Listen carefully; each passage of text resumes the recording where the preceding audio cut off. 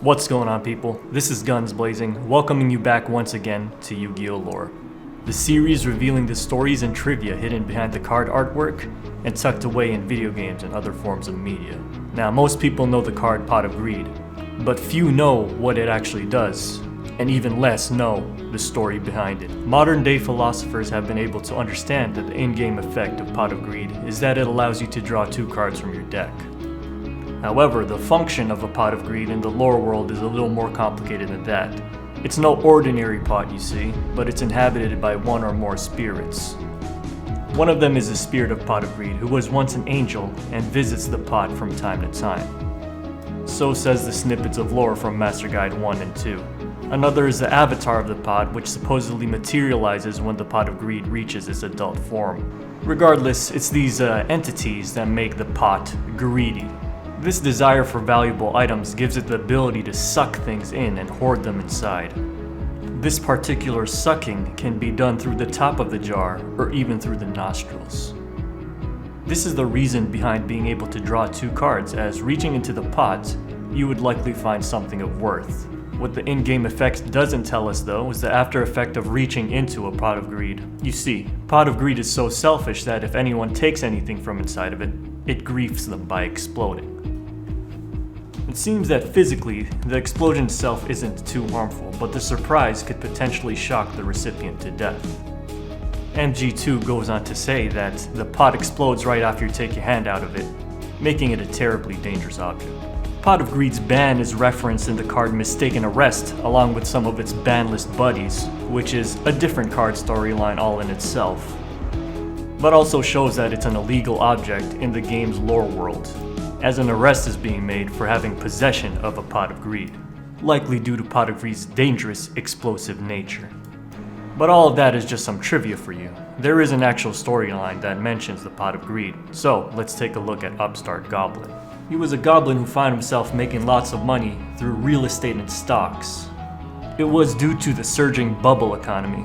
He became nouveau rich, aka new money, meaning he only acquired this wealth in his generation. And like new money does, he showed off a lot and played around a lot, and even behaved arrogantly to those that were lower than him, tossing out pennies to beggars and lowlives. His arrogant days wouldn't last long though. In economics terms, a bubble is a period where there's a rapid increase in asset values. This inflation is what led to Upstart Goblet's riches. But the reason why it's called a bubble is because it eventually bursts, or in other terms, it crashes.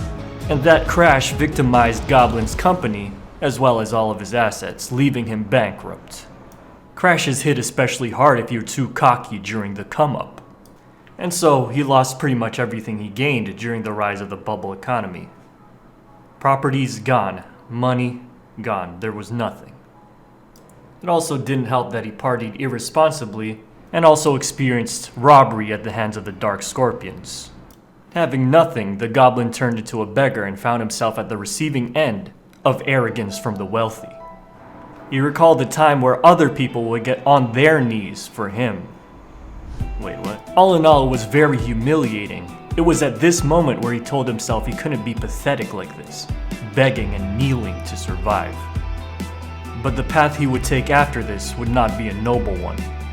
People have stolen from me before, and I'm gonna do the same, thought the goblin. His first theft was a jar of greed from the back of a supply crate. Then he moved on to stealing a Pot of Greed from inside of a store. This was a new low for our goblin, as he had never actually stooped to crime. He would then attempt to sell these stolen goods, first to the nobleman who he was begging from earlier. Now, what I assume happened here is that the nobleman did end up buying it. But in Return's card artwork, we see that the handle comes off. Perhaps the noble caught an explosive surprise when he put his hand in the cookie jar. He forces the goblin to refund him and also reports him to the police.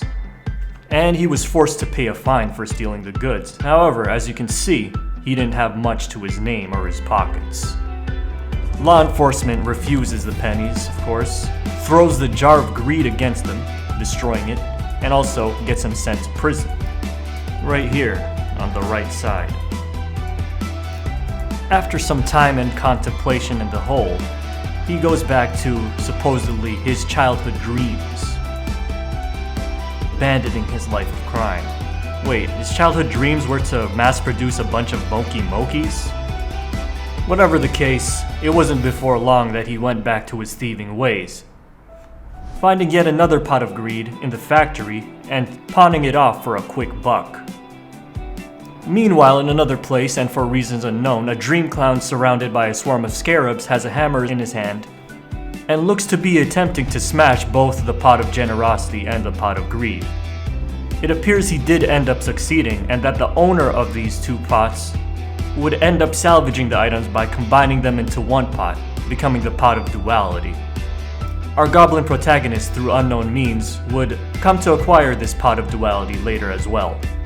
Our poor goblin was making nowhere near the amount of money that he used to make, and so he had to supplement his income in various ways, including taking up housekeeping, tending to a home in a field filled with weeds.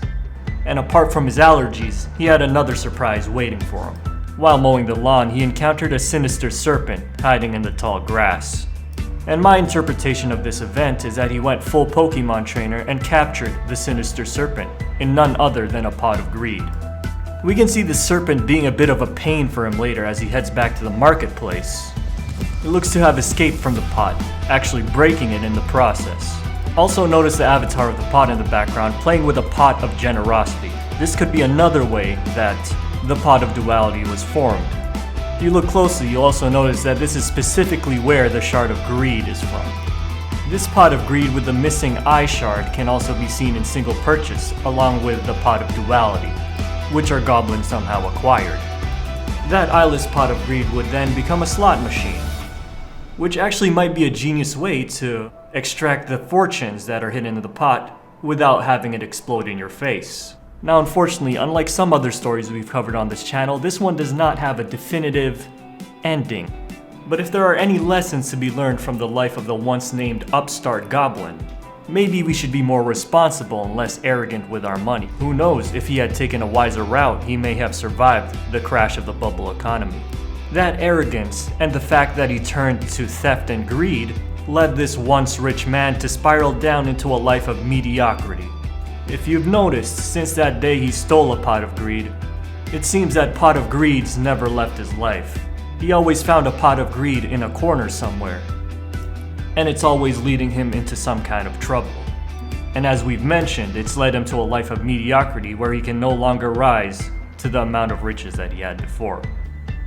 It is somewhat of a tragedy in its own right. Though greed seems enticing in the short term, it's inevitably not worth it, both symbolically in the fact that pot of greed explodes after reaching into it, and realistically as the goblin never recovered from its consequences. Hope you enjoyed. Like and subscribe for more. This has been an episode of YuGiOh Lore.